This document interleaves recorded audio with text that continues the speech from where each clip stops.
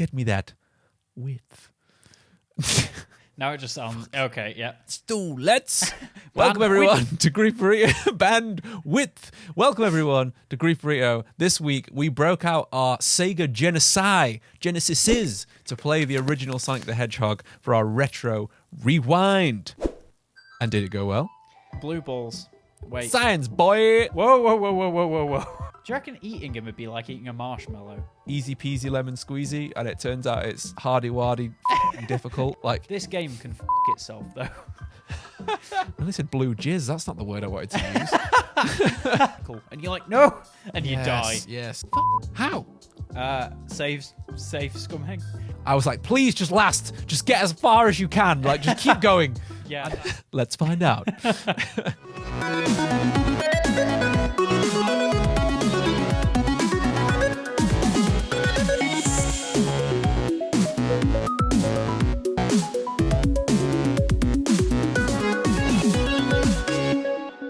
Hello everyone and welcome to episode 110 of Grief Burrito. I'm Harrison. And I'm Jordan. And as you can see, we're both Sean. We both had haircuts in streamlined profession ready for Sonic the Hedgehog. Oh God. That was a nice tie-in. I like it. Thank you, man. Thank you, dude. So a quick thank you to Dave from Heroic Replicas. Thank you for joining us last week. It was a really cool episode, learning all about your processes of how you make those insane video game swords. And before we begin, remember to like wherever you're listening, leave us a review, subscribe if you're watching on YouTube. I'm looking at my notes to make sure I don't forget anything. And head over to griefburrito.com where you can read a review of Sonic the Hedgehog, which I will be posting with this episode. So make sure to check it out. As I'm sure you're here for today, we're going to be talking about the 1991 classic that is Sonic the Hedgehog. Yeah. So tell me, Jordan. Tell me. What was your first experience with Sonic? Sega. It was when I was very young, and I remember playing it on the Megadrive, and yes. I loved Sonic. I was a huge Sonic fan. I had T-shirts and everything. I had little teddy bears. I've still got a giant Knuckles teddy. Oh, nice. So, yeah, it's in storage at the minute. I saw it the other day, and I was like, that's Knuckles. Pretty cool. I know. Just chilling in a wardrobe. He does not know the way. He does not. He'll never know the way. Never know the way home. I've always been a massive fan of the Sonic games. However, my opinion recently changed. I'm very much in the olden Sonic games, though, up to Sonic 06. And then past where there, a lot of people fell off. Yeah, pretty much. Sonic Heroes was a good one as well.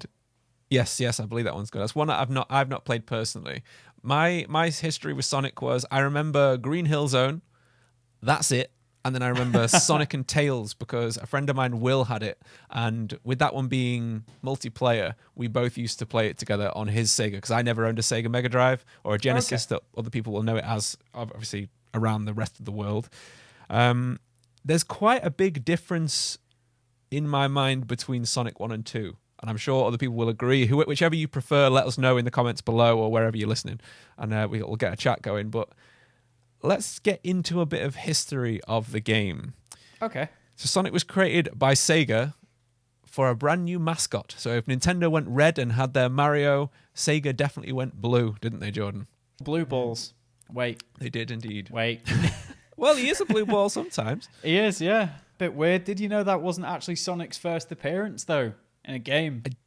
I did not know that. So tell me all about it, please. So Sonic's first actual appearance was as an air freshener in the 1991 game Radmobile. As an air freshener?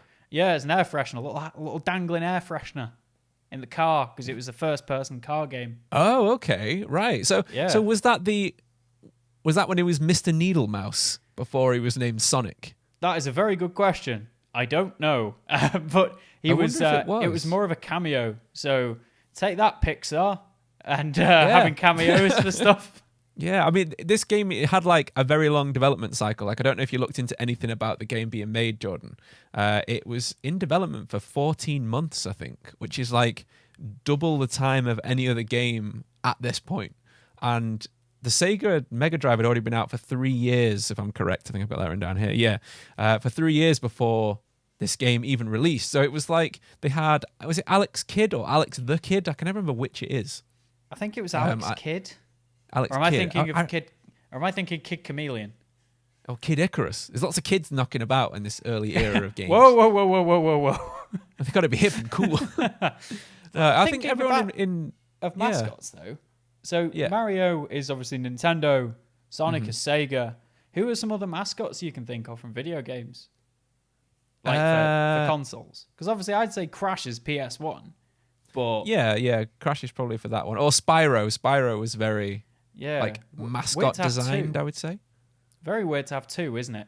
It is, yeah, because Alex Kidd was the main mascot, and they had something else that was like this weird little spaceship that they tried for Sega, but that just like didn't work because like Japanese style games never really did well in the West for characters. Shooters or something. Yeah, and I know that when they were designing Sonic's character, so after he started as Mr. Needlemouse and he turned into Sonic the Hedgehog, they even had the art style change slightly to match American markets because they didn't think like the almost like anime manga styled Sonic would have sold well in the West, so they changed it, which I found really weird. They like didn't want him as cute, so they gave him like the angry eyebrows and gave him the attitude and they're gonna go fast, that kind of thing. I like it. Well, they did the same with Kirby as well, didn't they? Oh, I don't know. Or something similar with Kirby. I think they changed his expression or something because otherwise he was too cutesy or not cutesy enough. I mean, he is a pink ball. Do you reckon eating him would be like eating a marshmallow? I imagine so, yeah. I picture him as a living marshmallow, personally. Living marshmallow. It's probably, yeah. Yeah. Well, it's like you say with the, was it a rocket ship or something you said for Sega originally? Yeah, it was just little, I'm sure it was like a white and blue rocket ship. Isn't it? Yeah, difficult to empathize. It didn't even have a face. Yeah, like, exactly. You want something that you feel a connection with. Like I think that's why when they made Sonic, they made him like attitude kid. They wanted him to be cool and I've got to go fast. Apparently, he was based on Bill Clinton's wit. Jesus Christ! Of course, why would he not be? And Michael Jackson's shoes. You need to be able to empathize with. I need to be able to relate to something. Here's this blue rodent, and it's like Nintendo have got a mustachioed man, and it's like okay, yeah, they do. You take what you want. Yeah. It's all right. We've got a bandicoot. It's fine. Yeah. Most people didn't even know what a bandicoot was, really. And saying that, a lot of people in America didn't even know what Sonic was. No, well, people didn't know what a hedgehog was because you don't get hedgehogs in America. So they were like, Sonic the what? Like, what is he supposed to be? They don't get hedgehogs in America. No, at all. No, you don't. No, you don't get hedgehogs. Maybe you do now. Maybe people took them over, but from what I've done in my research, you don't get hedgehogs there. People have just been like, "Oh, these Americans will see." They've started like migrating hedgehogs. Wow, bandicoots look dumb as shit. Yeah, they do. Yeah, they look so fucking dopey. Marsupial, right? It's a weird marsupial. Like a really boring small anteater. They are indeed. They are kind of cute. I want to ask you about something, Jordan, because on my research for Sonic, I wanted to know how they landed on such a specific art style. Because like the imagery of Green Hill Zone it's very specific to a point with all like the checkered and the blue and the way it's designed is just very iconic. And it's all based, from what I could read and what I could find, it was inspired by an artist called Eizin Suzuki. And imagine for me, 80s Miami. Outrun style. What is in your head when you think of 80s Miami? What all do you see in your neon mind's colours space? and like palm trees and Palm the beach. trees, exactly. And a beach, road. palm trees, blue, bright red car, like a little Cadillac on the beach with the green grass. And that is literally what they took. Like if you look up Eizin Suzuki's work, I'll post this in the episode notes for any listeners if you want to see. Yeah. And viewers can see it on screen now. I'll put some on for you people watching on YouTube. It is exactly like it. It is literally late 80s, early 90s Miami. And that is what they went with. And you can really start to see the art style that they tried to define from the like early polygons. Like everything's very polygonal in Sonic, even though it's 2D sprites. It's very 3D inspired. It looks very sharp. It does. Not like it pointy, does, yeah. but like very kind of what's the best? Sharp is the best word I can come up angular. with. Well defined. Yeah, it's got like hard light, hard edges. shadows on stuff. Yeah, hard edge. I'm trying to think. There's another word for that. Hard. Not edge. shit. Not soft. It not looks smooth. good. Yeah, it looks very good. That's what I'm basically trying to get at here. It looks very good, and that's one of the things that really impressed me, that they packed so much visually into this game. Like, there's a lot going on, especially like on the first level and when you get into the later levels. And I found out that the cartridge for the game is a 4 megabit cartridge. Hell yeah. Do you know how much 4 megabits is? Don't Google it. Don't cheat. I'm not. I want to use you. I'm not Googling it. It's like half a. It's not 500 meg. Half a meg. It is 0.5 megabytes. This Yeah. full game was 0.5 megabytes. That was a solid and guess, they had to be space. fair. It was. You were pretty spot on. Almost like you're reading my notes. Hey, it's blacked out. I didn't do that. My hands Yeah, I were know. here. It's okay. I believe you. I do not believe you. And they had space on the cartridge. And you know what they used it for? They used it. Sega. Yes, they did. They used it for An Sega. entire quarter of the cartridge or something like that. For that one voice file from one of their old... It was from their old Mega Drive trailer advert that was on the TV, I think. So they used it. And it wouldn't be such an iconic opening to the game without that. Like, that is solidified in my mind. Like we talked last week, not last week, the week before, about nostalgia goggles, about how a moment in gaming can be crystallized in your mind. And that is like the first time you turn on a Sega and Sonic, it goes, blue flash across it, and it goes Sega, and then it opens to the title screen. So let's talk about gameplay, Jordan, because that's where it all starts. 500 kilobytes. It can't be 500 Apparently kilobytes. it is. That's what it says. That's what I've got written down here on the notes. On the notes. If I took a screenshot of that, it'd be over 500 kilobytes. It'd be more than that. I know. Someone actually did that with the original Mario. There's a screenshot on Google that is more memory than the entire game of Mario, which is that crazy. Doesn't seem to make sense in my head, but I guess it works like that. It works. Sure, why not? Science, boy. Right. Tell me, what were your thoughts on the title screen? Because it's the first thing we see, and it's a thing to behold, to be fair, the title screen. I love it. I love how sassy Sonic is. He's great. Yep. I want to just point out with this for the listeners, I have got big nostalgia for Sonic and the games and the cartoons. I love Sonic. Big nostalgia. This game can fuck itself, though. This game can actually go fuck itself. Yeah. I thought this game was going to be like easy peasy lemon squeezy, and it turns out it's hardy wardy fucking difficult. It's like, difficult, lemon difficult. Like, it literally is. Like, it was challenging as fuck. And I want to put a stipulation into the start of this episode to say that I thought I was going to be able to get through this game.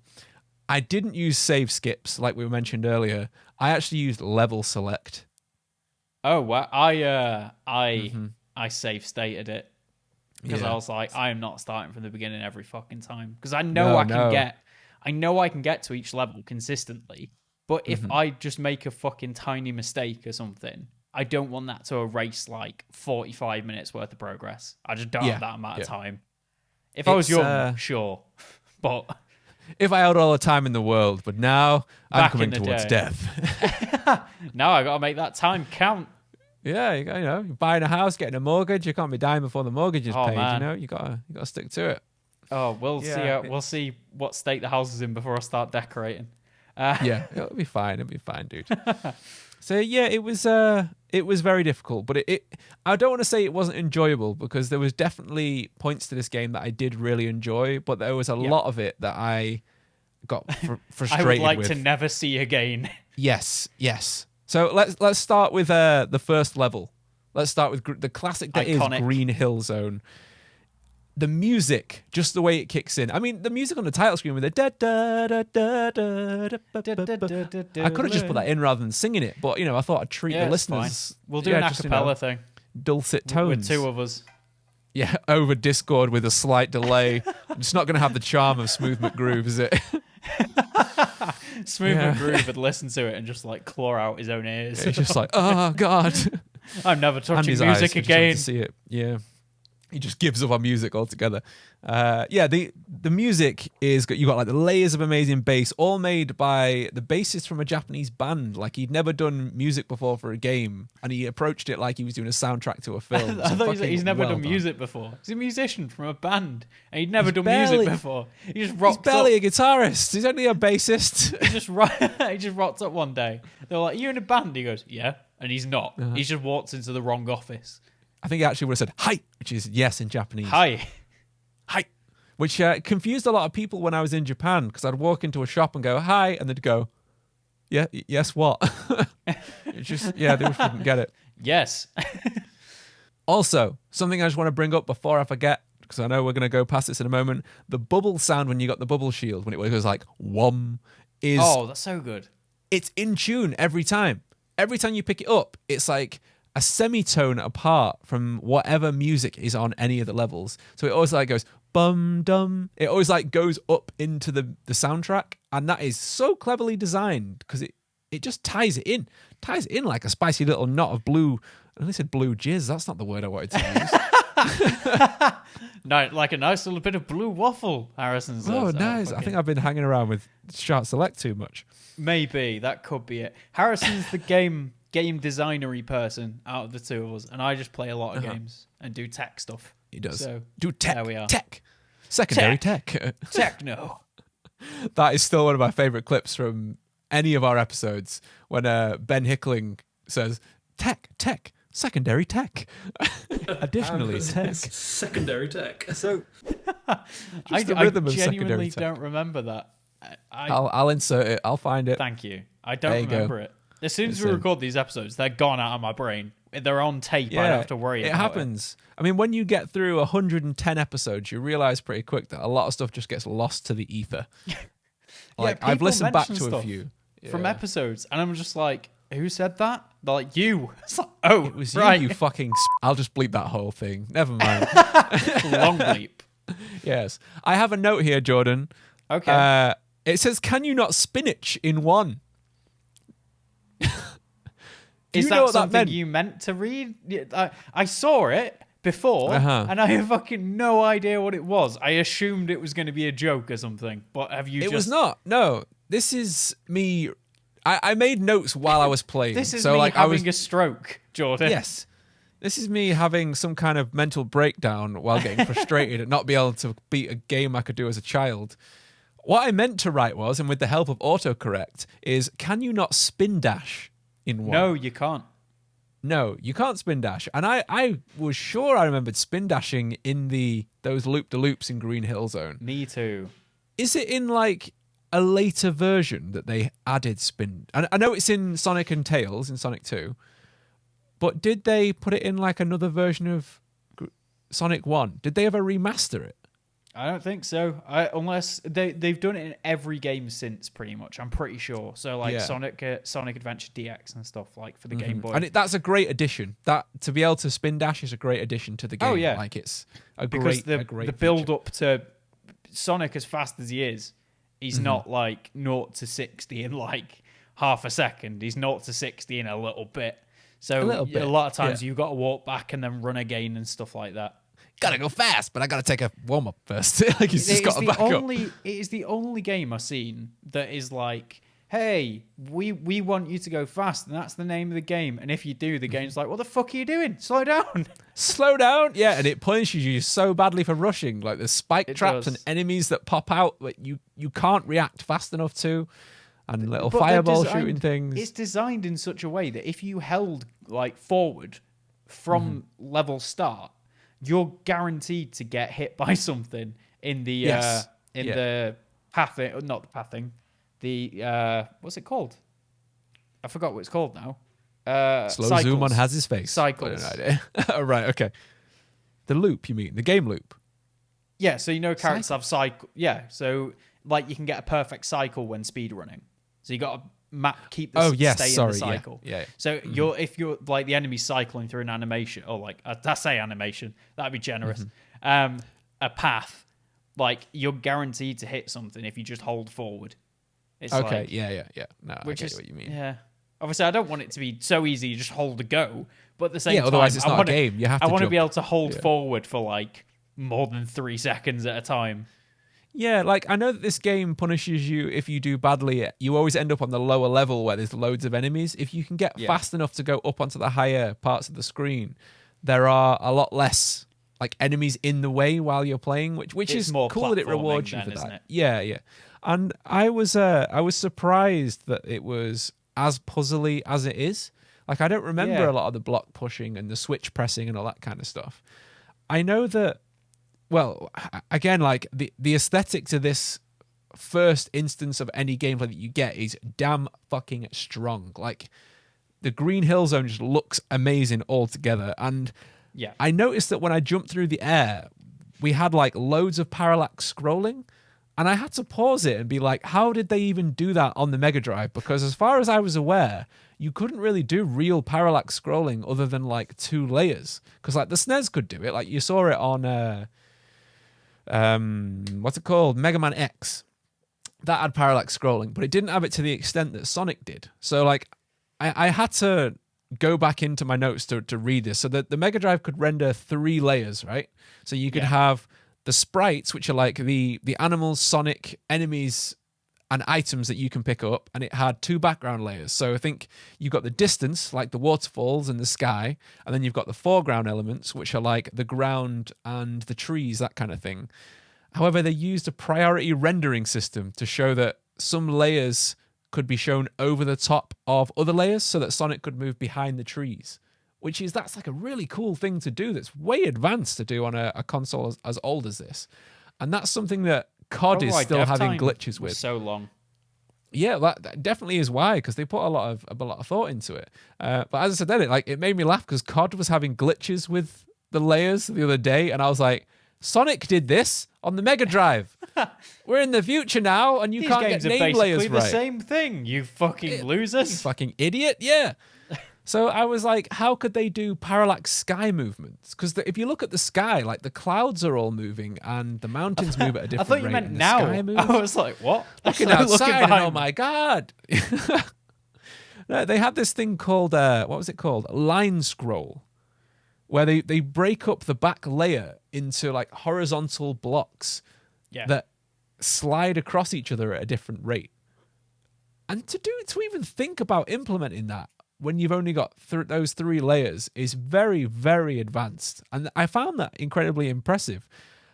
And it was just like so cool to see. Like it made the depth so much more fascinating and interesting to see especially on the first level.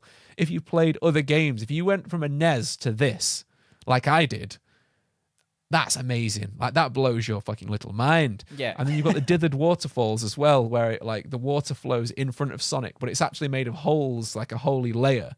But back on the CRT TVs, that's a hole. Yeah, got these Jesus layers going on. And it really did look like blurry water on the old TVs. It definitely looked better on the old TVs, I will say, having that. It doesn't look as good on the new TVs, but it's still very cool. Still absolutely amazing. And the curved floors and walls, where you can like run up and down walls. Yeah. I'm sorry this is getting technical to the listeners as well. If this is interesting, if it isn't interesting, I'm sorry. But there was a guy who was called Yuji Naka, and apparently people in Sega would title him as like the Miracle Man, the man who makes miracles, because everything he did, he just got working.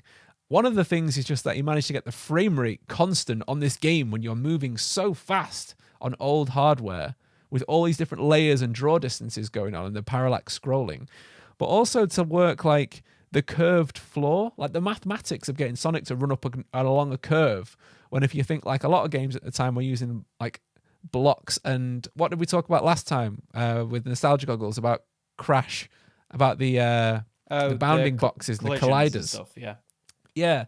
Like, how could you do curved collisions on the Sega Mega Drive? Like, I never even thought about how difficult that is. But that's so hard. I'd imagine the collision boxes stay the same. You just change the orientation of the character model, right? I don't know. Like, all I know is that he managed to do it because he worked on the port of Ghouls and Goblins from the SNES to this. And that had the curved geometry as well for floors. And it was because of that he managed to do it in Sonic as well. So without him working on Ghouls and Goblins, we wouldn't have got like the Sonic Loop-the-Loops that were like so famous at the time. It would have been flat levels, which would have been really fucking boring. I think that makes sense then. So the character model, so the capsule or the box or whatever, have you noticed that you never see enemies while you're in those areas, while you're like going around something? Mm-hmm. So I'd imagine it just rotates the character model, because then if you'd hit something, yeah, because in the pinball levels, like in the special zones, the whole map is rotating, isn't it?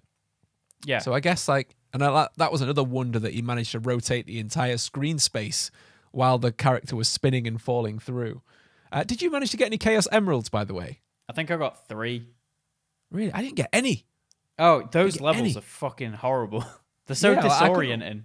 They are, and I couldn't work out how to bounce in the right directions. But anyway, should we move on to the luck, if I'm honest with you. Oh, just like falling into the right space. Just jumping constantly, hoping. Another note I just want to add is the sprite work on Sonic is really good. Like so the much detail character. that they got onto it. Yeah, so much characteristics on his face, like getting annoyed, tapping his foot when you take too long, and like when you go on the edge of a corner and an edge and he's like, oh, like it was so cool. And when he goes up against a wall or a block, he's like, huh? He really like stops, like he's confused at like what is keeping me still. What did you think of Marble Zone, the second zone? Is that the lava one? Yes. Yeah, that is like a difficulty right angle, if anything. It is. It was actually supposed to be the third world. Wasn't supposed to be the second world. If you go into the level select, it's actually third in the list, not second. What's second? Labyrinth Zone, which is even harder with all the underwater things. Oh, the lava and water in this game, like the lava's not too bad because you don't die instantly. You just like bounce off of it, and then you've got to collect coins to stay alive. But water is, I am sure there are so many people with anxiety based purely on playing Sonic and getting stuck in the water. Yes. And it's so scary because it only gives you 5 seconds warning that your air's running out. Like it's fine until 5 seconds, and it's just like dun dun dun dun dun dun, and it's like ah.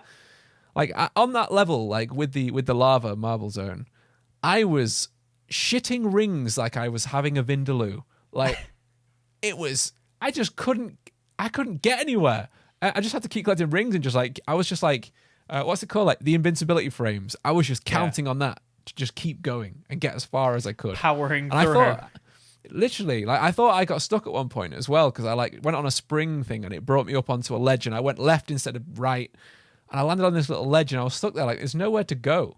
And then a little block just came out the wall. Like, don't worry, bro, you fucked up. I got you. Like, it was really, really cool. It was just like, it took long enough to come out that I was like, oh, fuck, do I have to restart the level? Like, it delayed for a long time until it came out. And it was like, it was a really poignant thing to be like, you fucked up. You should have gone right.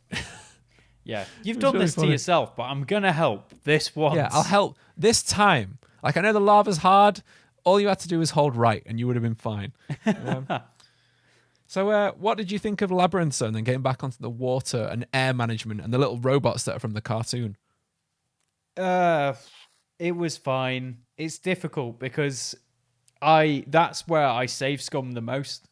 So I was playing... Really?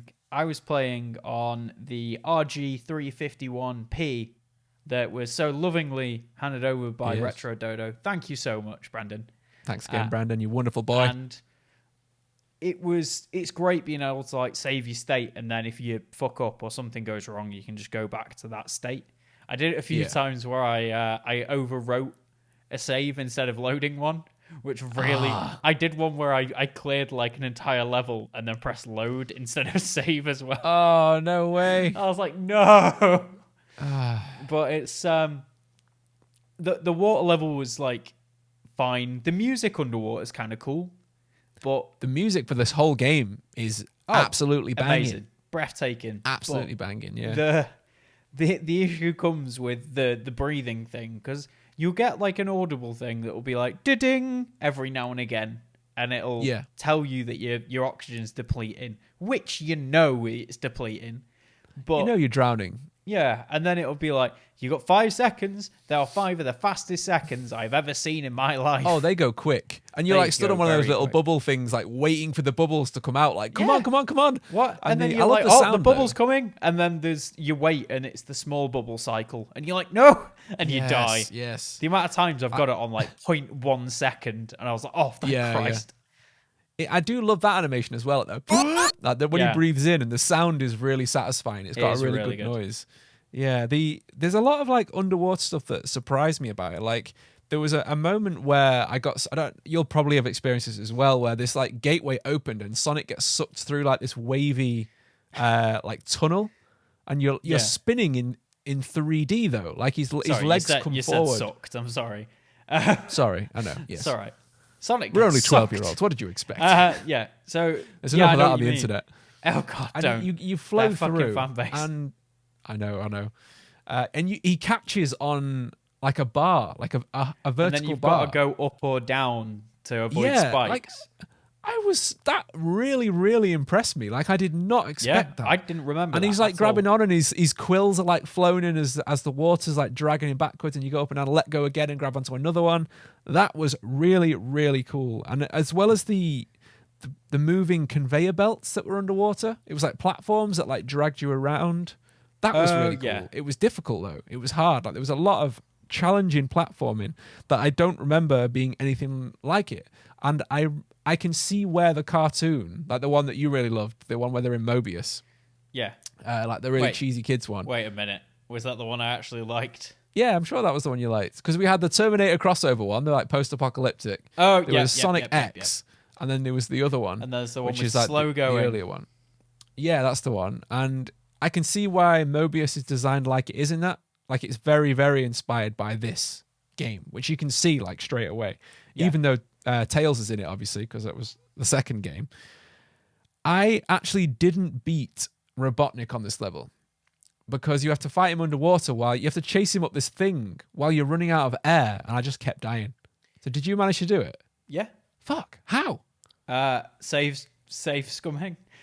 No, it took me when I got to that save point or checkpoint. Yeah. I saved it just before the fight, and then it's not actually a fight. You just have to escape. Basically follow him. So okay, right. I followed. I think it took me 4 tries, maybe 5 tries, but it is just like knowing the timings of things. Like, I need to actually fucking move here because otherwise I'm going to run out of oxygen and it's going to be a whole thing. Those spikes that came out the walls that pissed me off. Yeah, so annoying. I just couldn't seem to get around them. It's such a difficult game, but I suppose things needed to be back in that time period because you'd buy one game and that'd be it, and they're not exactly long. I mean, you only had what, like 1, 2, 3, 4, 5, 6 zones, each with 3 levels. Yep. So there actually aren't that many levels in this game. There is obviously for the time though, because you can go different paths. Yeah. You can, and that was something that was impressive about how many different paths that there are in this, especially in some of like the later worlds. Like the next world is Spring Yard. Do you remember Spring Yard? I've got my first note on this is the first thing that I wrote, and it was, "Oh, I hate this place." Spring Yard. Yeah, that was the next one, and it was the one that started with like the ping pong. It's like a ping pong table, so you've got all like the bouncers that are like springing you around, which you can see that they continued on into Sonic 2 because there's actually like a full pinball machine level in Sonic 2.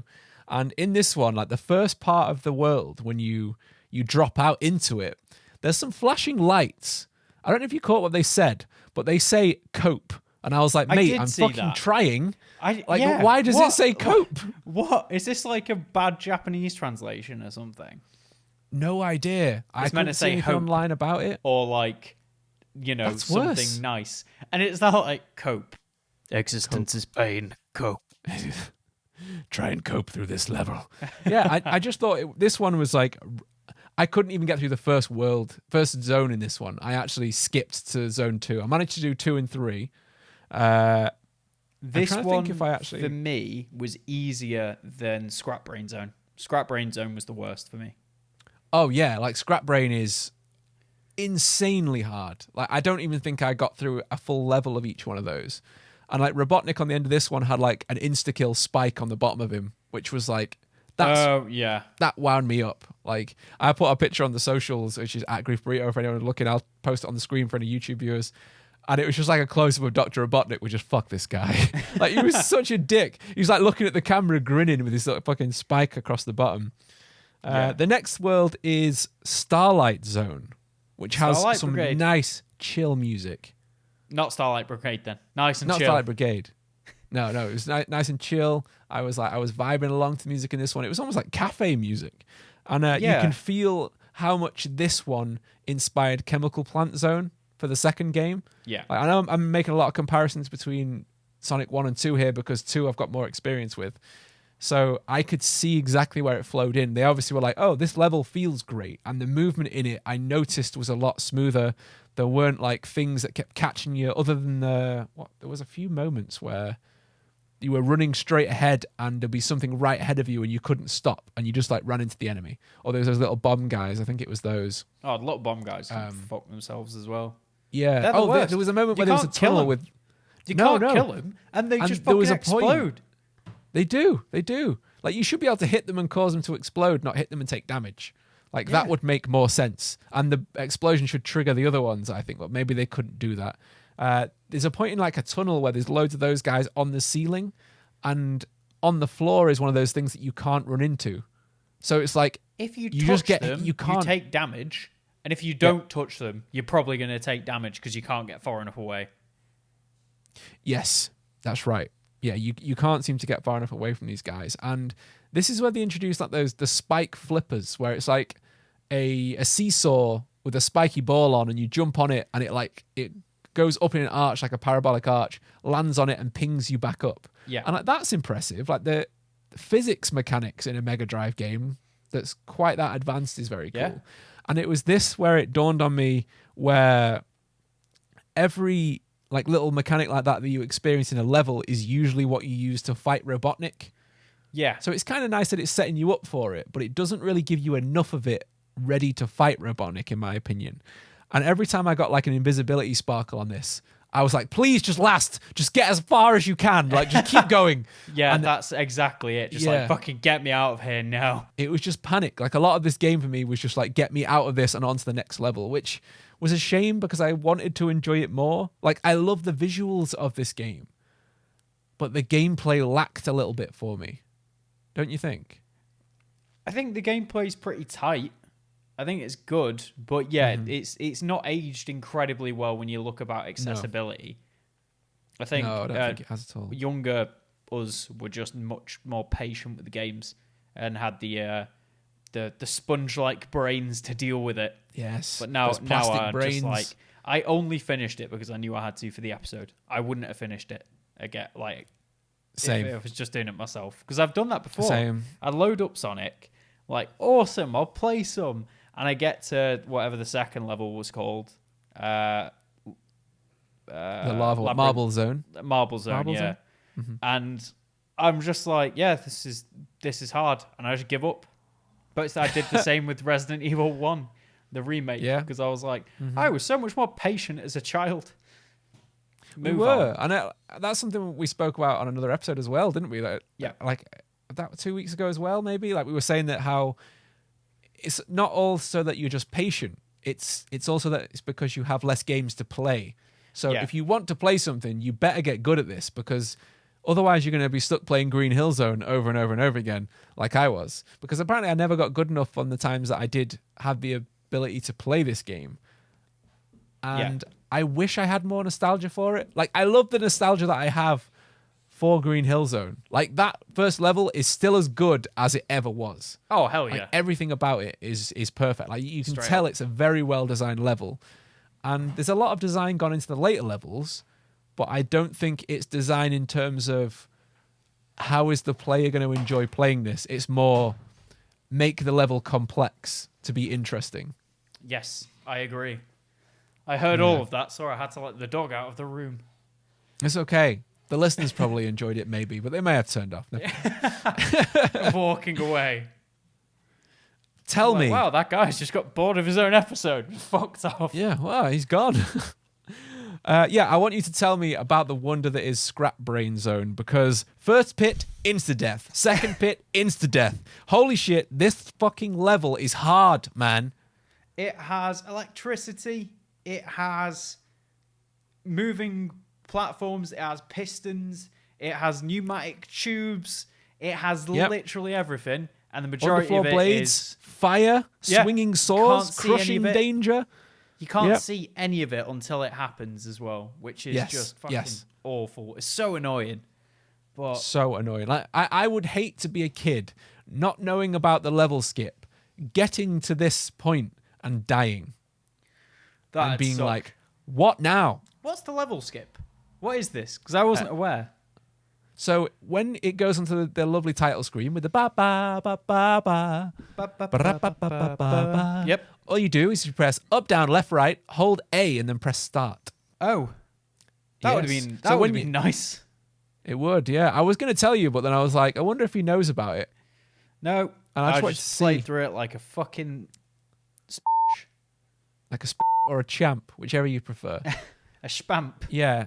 You'll know if you've done the code right, by the way. If you press up, down, left, right, you will then hear a little the ring chime sound. And then you can hold A and press start. If you press start without the A button, it'll just start you off on the game. So you have to hold A to do it. Son of a bitch. Remember that. Like I said, I think I did only Zone 2 in this part. Okay. I don't think I did 1 or 3. So I went straight to the final zone to fight Robotnik. For the final battle, the final head-to-head with Mr. Egg Boy himself.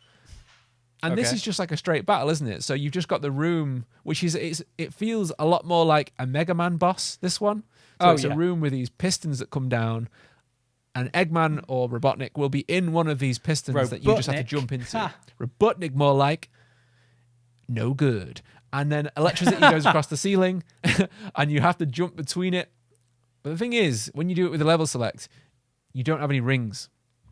So if you take one hit, I didn't have any rings when I got to it. It took me a few tries, but I did it, and it felt good to do it. And then I really liked the fact that after you finally beat him, he gets in his little egg craft thing and tries to fly away, and you can just whack him as he's running away, and he sets fire and like goes off. Yeah, that was cool. I like that. So as a notable moment, like look back from Green Hill Zone to the final zone, which is called the final zone. What was your notable moments? Is there anything that stood out to you that was like, this is really good or really, really bad? The infinite waterfall is the main one. Yes. The water slide. I've never seen that in a game that old. So what happens is you drop into a section of the level, and it's just like when Sonic hits water, he just slides, and he goes into like a little animation. It goes on forever. So it just loops back to the start. But I've never seen that in a game of that age. And you've got to jump off at a certain point. You can get a shield power up, and you can then you've also got a switch and some coins or rings. And just really interesting. I've never seen it before. I thought it glitched. Did you? A little bit, yeah. I was waiting for like 10, 20 seconds. Like, I'll get to the bottom eventually. And then obviously you never do. Going. What's going on? The and fuck then you have is to jump this? through. So that was in which one was that? That was the Scrap Brain Zone 3 or was 2? It? No, that was 2. That was Scrap Brain Zone 2. Yeah, it was. Yeah, because 3 is the one where you've got to push. You've got to. Oh, you didn't do 3, did you? No. Okay, never mind. That's fine. Tell me what happened. Tell me. You've just got to press a button and it moves a platform. Like, what's the? Oh no, that was 2. That was 2, and it slides down. Yeah, sorry, I'm getting mixed up. The infinite slide was a previous one. No, that's 3. You sure? Maybe I did 3 then. I'm sure. I think it's 3 because you can. Yeah, that is 3 because you can skip. I watched a speed run after I beat the game, and you press the button, the thing slides down, and then you can walk to the right of it, walk into the side of it, push against it, and then you can drop in and go through the wall straight into the water room to the final boss. Wow, or into the spring room. Cool. Yeah, that's something I haven't done yet. I want to watch some speed runs to see people who are actually talented. I think it was 13 minutes. Holy shit! We said, this is a short game. You could complete it in a normal time. What was it? 2 hours if you know what you're doing. Recommend how long to beat? Said 2 hours in general. Yeah. Okay. So if anyone has beaten this game all the way through, tell us. Let us know, because I want to know how and when. And I want proof, because I don't believe you. So there's that. I don't believe it either. It's such a hard game. If you've not played it since you were younger, give it a try. Yeah. Let us know how you do. And tell us how long it took you to beat it. I reckon it took me about 2.5, 3 hours. Yeah, but I did it over 2 days. Yeah, same. Yeah. Exactly the same. Yeah, I couldn't push myself through the torture of that all the way through. And like, I don't want people to think that, like, I don't want to like rip on people's like childhood games, because I know a lot of people love this game. And like Ross from Cap Understands, he literally messaged me over there on the laptop a minute ago to say I'm excited about this episode because don't it's be one of my mean to my games. baby, he says. So what have they done to my boy? Yeah, My boy. But like, I do love Sonic. Like, it's a very cool franchise. I wore a blue T-shirt just for this episode, just to show my Sonic love. I mean, it's a Samus T-shirt, but it's still blue. The thought was there. I wore a blue hoodie on purpose. There you Definitely. go. It's good to know that you're trying, Jordan. I appreciate it. Not by accident at all. No. Not like every man when 90% of your wardrobe is navy. And black. Okay, I'm sorry. And then you got 5% grey. Yeah. Oh, yeah. As a man who sells clothes, like, I know. This is every man. This is why I try and sell people multicolored T-shirts, because they need something a bit more interesting in their lives. But we digress. We digress. We so always I don't want to digress. like. We do. To be fair, I don't want to like tarnish people's love, because see, when I watch the Sonic movie, which I do want to do an episode about in the future, because obviously the second one's coming out soon, and now we know that Knuckles is going to be in it, which is really cool. Like, I can't wait for that. When I watched that film, I said, like in previous episodes, I grinned like a child, and I was so excited in the cinema. Like, I remember nudging Helen like, oh my God, it's so good. And yeah, I was surprised at how high I was on that film, to be honest. Like, Jim Carrey wasn't the best thing about that film, and that shocked me. I'm surprised about how high I was. All this is bleeped. Yeah, I was going to say, you need to cut all of this. What were we saying? Yes, we were high on the Sonic. High on the Sonic. Low on this game, unfortunately, just because of how challenging it was. But I appreciate the nostalgia, and I feel the nostalgia. I don't know if it's nostalgia goggles, because I didn't experience that much of it. I think it's just The how style and stylish time period, it is. maybe? Yes, it's stylish, and how on brand and on tone it was for the 90s. Wanky It captures brand. something. Yes. This is another fine example of a game crystallizing a moment in time. And I think for that, it's aged better than it should have. Yeah, there's not a lot it did wrong. I think as a game, it's held up incredibly well. And nothing's As a concept. inherently wrong with it at all. Whereas if you look at other games, they really don't hold up. But this is, it's completely playable today by anyone who knows how to play any form of video game. Yes, it's a solid package. Like, it's not like it's a broken game. It's just got a solid package, like the Sonic community does. Stop saying it's just a stuff like very that. hard game. I'm sorry. It's just the Sonic nature that's getting to me in this episode. I don't know. Just got me all hot under the cuffs, hot under the coals. Hot under those gloves and shoes and nothing else. Yes, nothing else. Just pure sheen blue body everywhere else. Oh, no. So I want to end this. I'm just going to end it on that. I want to end this. So, thanks for listening, guys. yeah, thank you very much. No, I want to just end on its legacy. Like, Sonic, that shit's a nightmare. Like, it's hard. Like, I'm going to end it on that. Like, sheer visual chops, music that fucking slaps, mechanics that and yeah, there we go. I'm happy with leaving it on that. What do you think as a final moment for this game, Jordan? Give it a go if you've not played it before or you've not played it recently. It is really good. It's just much harder than I remember. Yes, it's painfully frustrating, but it's something you should play if you haven't. If you can at least try. Play it with save states, because it makes it so much easier. Yes. Like, if I had more time, because we only had, what was it, like 3 days to play this when we decided we were going to do it. So it was like, if I had more time, I wouldn't have used level select. I would have like got through every level. I would have, if I can get through Dark Souls and the entirety of the rest of the Souls games, I can get through Sonic the Hedgehog with enough time. You make a good point. Yeah, I was busy. I've just bought a Nintendo Switch, so I'm playing Nintendo Switch at the minute. Yes, so. I'm busy with other games. I've got more, I've just unlocked Sonic in Smash Bros. Though, so you know that counts. That counts. Good stuff. It counts, bro. So I think if you have to play any part of this game, play Green Hill Zone. just to experience it, because you will be astounded at how good that level actually is. Oh, yeah. Will Sonic 2 hold up any better for us? Maybe we'll do an episode in the future before the Sonic and Tails movie comes out. That would be a nice tie-in for that. So we can see how Sonic 2 will hold up. If you prefer that game, like I said, let us know. Let us know your thoughts on Sonic 1 and Sonic 2, because I'm fascinated to know how you think it changed just between those two iterations. And then obviously like Sonic and Knuckles and Sonic 3, which are two different games, which I didn't know. I thought they were the same game, but it's that weird bundle stack thing. Yeah, great. It was supposed to be one game, but then they decided to change it into like a bundle pack. And then money happened. But then money happened, yes. The console wars. So we hope you enjoyed this episode. We really, really do. And I hope you go back and listen to other episodes as we fly through other games. Please do. Jordan, where can they find you and us?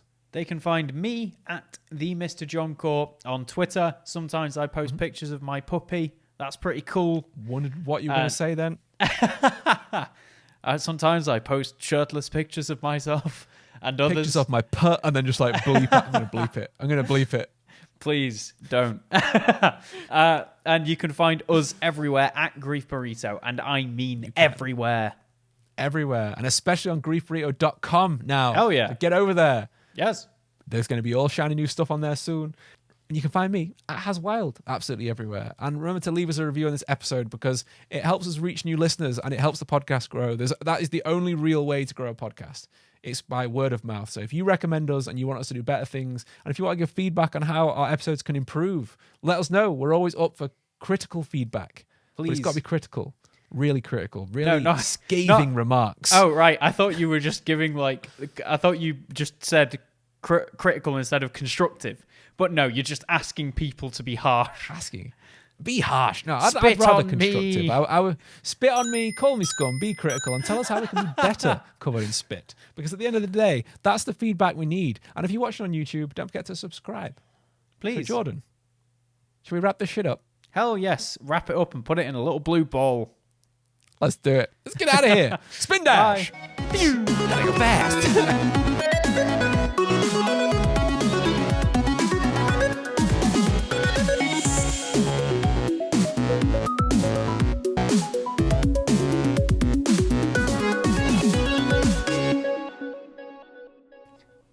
Yeah. We didn't have chili dogs on the end. Chili dogs. Chili dogs. Arnold. I've stopped it there. Arnold. Why did you make it sound like he was like